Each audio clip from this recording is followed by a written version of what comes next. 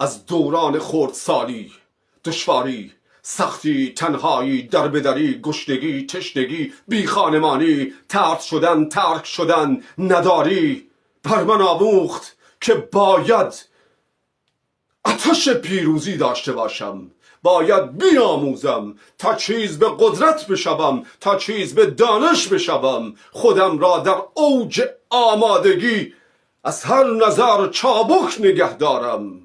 و این آتش بود که مرا به پیش راند تا بتوانم لحظه های حیرت برانگیز را بیافرینم. آیا شما به معنای واقعی آتش پیروزی دارید؟